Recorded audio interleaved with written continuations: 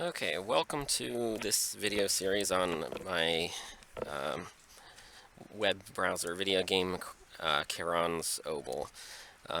It's at imtar.com, which if you type that in, it auto-completes to this lovely labyrinth.imtar.com. There's no better place for a Minotaur. So let's just start with the basics. Let's talk about the premise. In the setting, what's going on here, and what's it about, and how is that reflected in gameplay before we get into the details.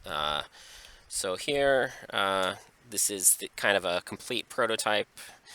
I'm going to look at the early game battle for simplicity. The premise of Charon's Obol is, well, Charon is the ferryman in Greek mythology. You have to cross the river of Styx to get to kind of the desired position in the afterlife. So that's the Greek mythology. And the obol is just the coin. You have to pay the ferryman, or else you don't get delivered.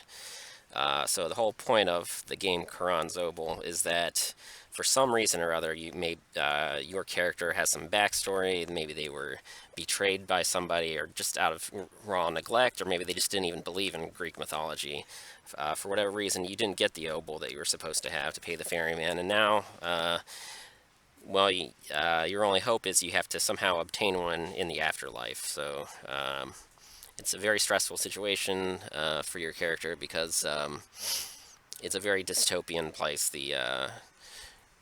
On the banks of death. You've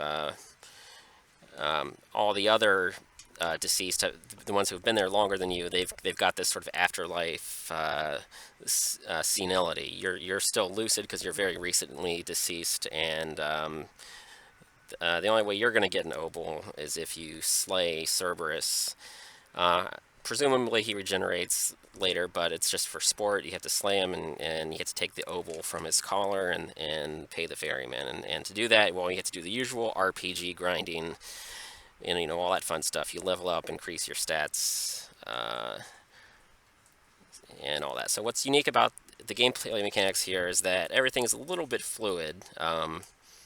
As you go farther in the game, you have individual units. If you have no soul, it just says that you're no one. But you can fix that by grafting a soul onto that unit. So one person can have multiple souls. They get more expensive. At the start of the game, it's actually prohibitively expensive to try to have more than one at a time.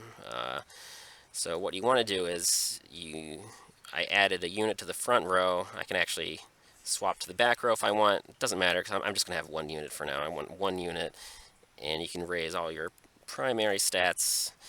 I picked the Minotaur just because, of course, Minotaurs are awesome, and because they sort of have a very simplistic early game. You want some health, you want some melee points, and you can see this hovering tooltip.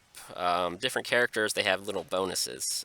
So I'm going to I have in the upper right, I can switch all these different panels. I can get info about the current unit that I have selected, this actual unit that I gave the Minotaur soul.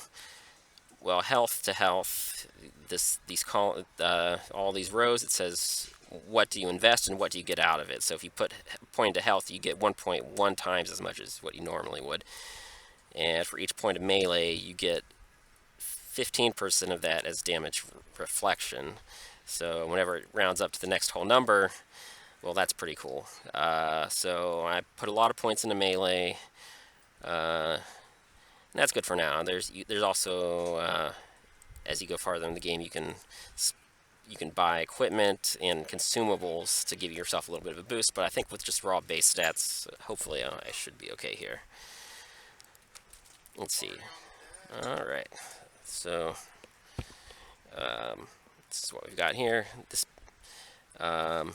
These are the sort of early game units. In RPGs, there's always slimes and there's rats. I decided to just combine the two early game enemies into a single thing called a slime rat.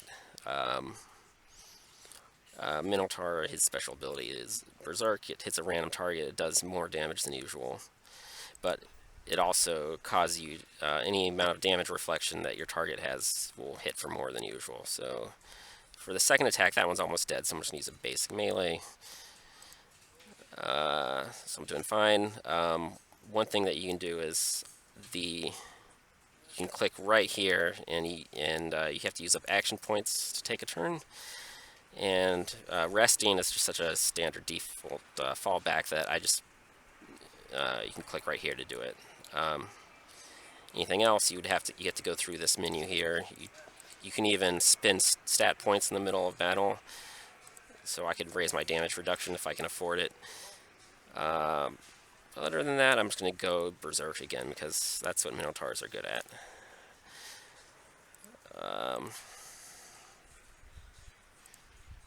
So maybe I'll guard so I don't take as much damage, and then one more attack. Okay, so that was pretty simple, very strong early game character, just to show you the general idea. But we'll follow up with some more videos and talk about more of the mechanics in some depth. So that was a lot to take in. Hopefully you got the main premise, though. Got to pay the ferryman. How do you do that? You do the usual RPG shenanigans and get strong, and then you want to slay Cerberus and obtain an Obol. So the gods, they like to make you jump through all these hoops and do all these zany quests, because, I mean, they've been there for thousands of years, and they get a little bit bored. They like to troll. The gods like to troll each other, and they like to use mortals as their pawns, and that's you. That's where you come in. So fun little premise, and that's the basics.